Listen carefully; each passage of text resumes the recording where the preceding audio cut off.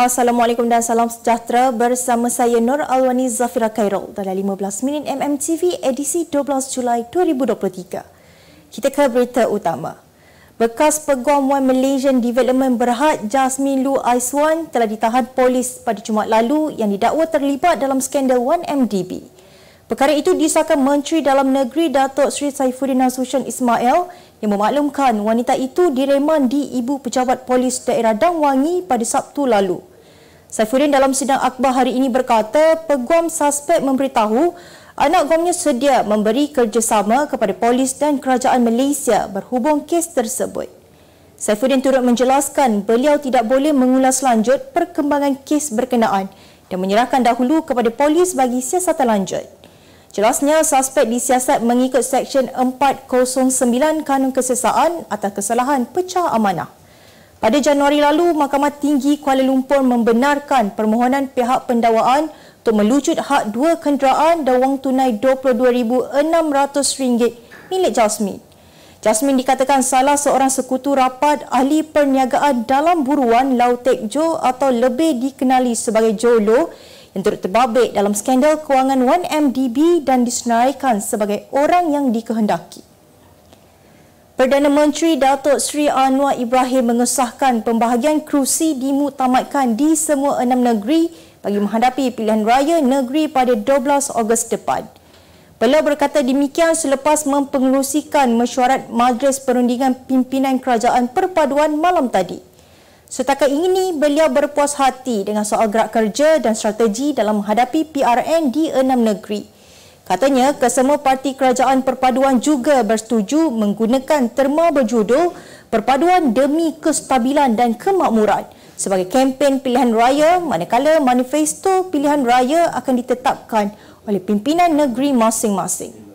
Sementara itu, Barisan Nasional akan mengumumkan senarai calon yang bertanding pada 21 Julai depan.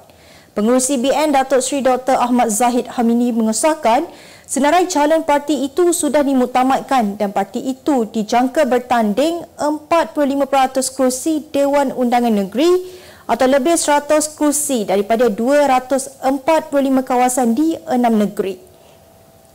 Yang di-Pertua Dewan Negara Tan Sri Dr. Wan Junaidi Tuanku Jaafar menegaskan saranannya untuk pindaan kepada peraturan Majlis Mesyuarat Standing Orders Dewan Rakyat bukanlah mengenai penggubalan undang-undang baharu untuk pemecatan Perdana Menteri. Jelasnya saranan itu adalah bagi menggubal peraturan baharu di Dewan Rakyat untuk memberi ruang masa perbahasan usul tidak percaya dan usul mengemukakan pendakwaan atau pertuduhan oleh ahli parlimen tanpa melalui proses yang rumit dan panjang. Menyarankan penambahbaikan, jelasnya ini juga bertetapan dengan komitmennya kepada Perdana Menteri dalam membuat pembaharuan proses tata kerja di parlimen di sepanjang memegang jawatan sebagai Yang di-Pertua Dewan Negara. Sementara itu, Wan Junaidi berkata beliau juga ingin memperkenalkan semula Akta Perkhidmatan Parlimen yang akan membantu pentadbiran dan pengurusan di Parlimen secara amnya. Datuk Zuraida Kamaruddin memfaikkan rayuan terhadap keputusan Mahkamah Tinggi mengarahkan beliau membayar saman 10 juta ringgit kerana melanggar syarat bond yang mengikat kepada parti. Menerusi notis rayuan difailkan firma guaman Tuan Zahir Nizamuddin di Mahkamah Rayuan kemarin, bekas naib Presiden PKR itu menzahirkan rasa tidak puas hati dengan keputusan Hakim Dato' Akhtar Tahir yang membenarkan saman berkenaan pada 23 Jun lalu. Akhtar dilaporkan membuat keputusan itu selepas mendapati hujahan Zuraida bahawa bond itu ditandatanganinya atas alasan dipaksa adalah tidak berasas. Hakim itu berkata dakwaan Zuraida bahawa 10 juta ringgit adalah tidak seimbang dengan jumlah yang dibelanjakan untuk pencalonan pilihan raya juga tidak berasas. Selain itu, Zuraida yang juga bekas Menteri Perusahaan Perladangan dan Komoditi turut diperintah membayar kos RM50,000 kepada PKR. Terdahulu, Zuraida memberi keterangan bahawa dia tidak mengetahui butiran bond 10 juta ringgit itu kerana didakwa dipaksa mendantanganinya sebelum bertanding. Utusan Malaysia dan Cosmo melancarkan satu lagi produk terbaru, apa yang ada dalam Iklaneka.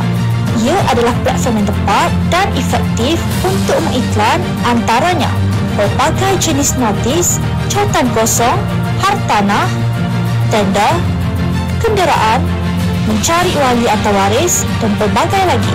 Apa yang anda cari, semuanya ada di sini. 2 dalam 1. Layari iklaneka.utusan.com.my. Kita kembali lagi. Polis mengesahkan sudah menahan semula seorang tahanan lelaki yang melarikan diri daripada lokap di Ibu Pejabat Polis Daerah Dan Wangi semalam. Ketua Polis Kuala Lumpur, Datuk Muhammad Suhaili Muhammad Zain berkata, suspek warga tempatan berusia 45 tahun itu melarikan diri pada jam 9.40 pagi ketika hendak ke Kompleks Mahkamah Jalan Duta bagi proses pertuduhan berkaitan kes Seksyen 39A Akta Dadah Berbahaya 1952. Jelas beliau, polis telah melancarkan opcari bagi mengesan suspek sebelum diberkas semula sekitar jam 1.50 tengah hari di Jinjang. Tambahnya, polis juga telah membuka kertas siasatan terhadap 6 anggota polis yang sedang bertugas ketika kejadian. Muhammad Suhaili berkata siasatan sedang dijalankan bagi mengetahui sama ada timbul kelalaian daripada anggota bertugas atau suspek berkenaan mempunyai kepakaran tersendiri dalam meloloskan diri. Seorang guru taska mengaku tidak bersalah di Mahkamah Magistrate Ipoh hari ini atas pertuduhan meninggalkan kanak-kanak di bawah jagaannya tanpa pengawasan hingga mengakibatkan mangsa mati lemas April lalu. Mengikut pertuduhan, tertuduh Esther Christina Samuel Ponia, 58 tahun, didakwa sebagai orang yang mempunyai pemeliharaan ke atas V. Tanis Nair 4 tahun telah meninggalkan kanak-kanak itu tanpa pengawasan dan pemeliharaan untuk satu tempoh yang tidak berpatutan.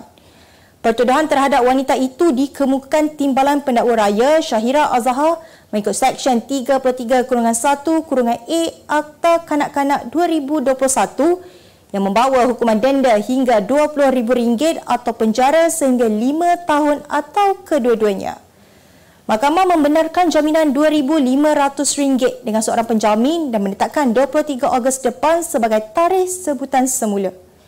Media pada 23 April lalu melaporkan seorang kanak-kanak lelaki menghembuskan nafas terakhir setelah 7 hari dirawat di unit rawatan rapi Pediatric Hospital Raja Permaisuri Bainon berikutan terjatuh ke dalam kolam renang taska berkenaan.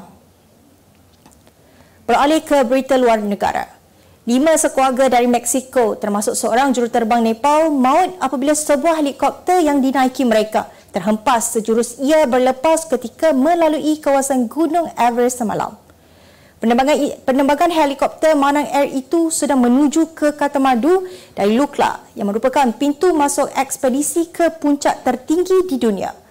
Pihak berkuasa penerbangan awam Nepal dalam satu kenyataan berkata, helikopter itu terputus hubungan 8 minit selepas berlepas pada pukul 10.04 pagi waktu tempatan. Pengurus Besar Lapangan Terbang Antarabangsa Tribhuvan Pratap Babu Tiwari memberitahu bahawa helikopter itu pada awalnya berlanggar dengan pokok sebelum terhempas ke tanah. Kedutaan Meksiko di New Delhi mengucapkan takziah kepada ahli keluarga penumpang yang terdiri daripada seorang ibu, bapa dan 3 anak mereka yang bercuti di Himalaya. Seorang wanita transgender memecahkan rekod selepas dinobatkan sebagai Miss Netherlands buat pertama kali dalam sejarah pertandingan Ratu Cantik tersebut. Ricky Valerie Colley yang berusia 22 tahun itu memakai gaun berwarna merah menerima mahkota daripada pendahulunya Ona Moody dan Miss Universe Arbody Gabriel dari Amerika Syarikat. Dia yang tidak menyangka bakal meraih gelaran tersebut turut mengulas bahawa dia kini bersedia untuk bertanding bagi merebut gelaran Miss Universe. Untuk rekod, Ricky muncul sebagai peserta transgender kedua yang pernah bertanding dalam pertandingan Ratu Cantik peringkat antarabangsa itu. Pertandingan Miss Universe 2023 akan diadakan di El Salvador pada akhir tahun ini dan bakal menyaksikan peserta dari 24 negara bertanding merebut gelaran Miss Universe. Kemas kini pengetahuan anda tentang isu ekonomi dan pasaran. Merangkumi sektor hartanah, perniagaan, keuangan, komoditi, IKS, halal niaga dan dunia korporat. Sentiasa ikuti perkembangan ekonomi semasa di dalam dan luar negara. Semua informasi terkini hanya di hujung jari. Dapatkan edisi ringgit setiap Isnin hanya di Akhbar Utusan Malaysia. Kita ke segmen halal niaga minggu ini. Buat pengamal diet vegan, anda tidak perlu khawatir mencari makanan yang berasaskan tumbuh-tumbuhan, di mana restoran Right Side menawarkan 100 produk vegan yang sihat dan berkhasiat. Restoran milik penuh anak tempatan itu membolehkan setiap pelanggan menikmati rasa daging dalam hidangan mereka, malah menggunakan bahan-bahan premium yang sesuai dimakan oleh rakyat Malaysia. The main ingredient is pea. Kita gunakan pea, berasaskan pea, and then for other flavorings and what semua other flavorings and what not semua tu is based on the type of flavorings that you want to deliver. And then on top of that, contohnya macam mayonnaise, kan? Macam mayonnaise yang sedia ada sekarang ni kurang healthy, and same goes to the cheese as well. So when we make ourselves, we can control berapa kalori dia, berapa protein dia, those kind of things kan kita control sendiri. Antara menu yang paling laris ialah Double Smash yang berharga RM14.90 dan anda boleh merasai sendiri menu menarik yang ditawarkan di dua buah cawangan mereka, iaitu di Mont Kiara dan Sri Petaling. And the reason why kita boleh offer at very, very good price is because of we are also a manufacturer. We manufacture everything except untuk salad and bun je lah. Bukan kita buat. The rest semua kita buat sendiri. So we're able to control the cost, we will control the taste and the quality of the product as well. So from the price, yelah RM4.90 for double smash burger. Kalau untuk apa nama tu, triple, we call it the little vegans, this rider, tapi it's in a smaller size, that people be able to experience all three flavors, daripada lamb, chicken and beef, all at the same time. Baru RM21, but you get 3 burgers, kan? Kita ke berita seterusnya. Kumpulan M-Bank berhasrat untuk menggandakan jumlah pembiayaan hijau yang dikeluarkannya tahun ini kepada RM4 bilion berbanding RM2 bilion yang dicapai pada tahun lalu. Ketua Pegawai Eksekutif Kumpulan Datuk Sulaiman Muhammad Tahir berkata, pembiayaan hijau yang dikeluarkan pihaknya terutamanya adalah dalam sektor hartanah kediaman, gudang dan pemasangan panel solar di kilang selain untuk industri kenderaan elektrik. Ujarnya lagi, syarikat tempatan masih kurang kesederaan tentang bagaimana untuk mengukur dan mengurangkan kadar pelepasan gas rumah hijau daripada pihak mereka. Beliau berkata demikian pada majlis mendatangani kemudahan pembiayaan hijau bernilai RM130 juta kepada Persada Mentari Sendian Berhad bagi pembangunan projek kediaman servis Arika Pulau Andaman di Pulau Pinang hari ini. Kita ke berita sukan. Jurulatih Pecut Negara Muhammad Fuad Mat Qasim percaya bintang Pecut Negara Muhammad Azim Fahmi berpotensi membuat kejutan pada kejohanan trek dan padang Asia di Bangkok, Thailand yang membuka tirai secara rasmi hari ini. Fuad melihat perkembangan pelari pecut berusia 19 tahun itu yang berkelana hampir 7 bulan di bumi Amerika Syarikat menunjukkan peningkatan cukup besar terutama dari segi teknik larian. Justru Fuad yakin dengan kehadiran jurulatihnya Ken Handen yang diterbangkan dari Amerika Syarikat itu mampu membantu Azim memburu tiket ke Sukan Olimpik Paris 2024 secara merit.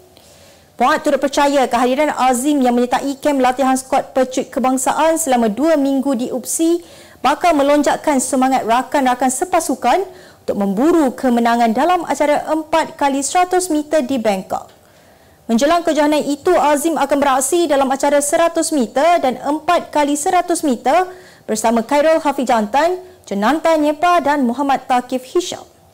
Untuk rekod, Azim memegang rekod kebangsaan 100 meter lelaki dengan catatan 10.09 saat di Cali, Colombia pada kejohanan remaja dunia tahun lalu.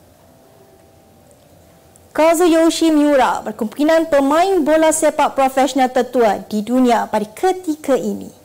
Pada usia 56 tahun, Miura masih belum memberi bayangan bersedia untuk menggantungkan boots apabila peledak lebih dikenali sebagai King Kazu melanjutkan pinjaman bersama klub Division 2 Portugal, Oliveirense. Bekas pemain Jepun tersebut telah memperolehi hampir 90 caps antara 1990 hingga 2000 dengan menjaringkan 55 gol dan menyertai Oliveirense pada Januari secara pinjaman daripada pasukan promosi Jepun Liga J1 Yokohama. Pemain legenda itu memulakan kerjaya profesionalnya di Brazil pada tahun 1980-an setelah mendapat panggilan untuk bermain bersama Santos, Palmeiras dan Curitiba. Sebagai penutup 15 minit MMTV hari ini, saksikan laporan cuaca esok, Khamis 13 Julai 2023. Jangan lupa dapatkan akhbar utusan Malaysia dan Kosmo untuk berita-berita terkini dan menyeluruh. Sekian sahaja daripada saya, Nur Alwani Zafira Khairul. Assalamualaikum dan jumpa lagi.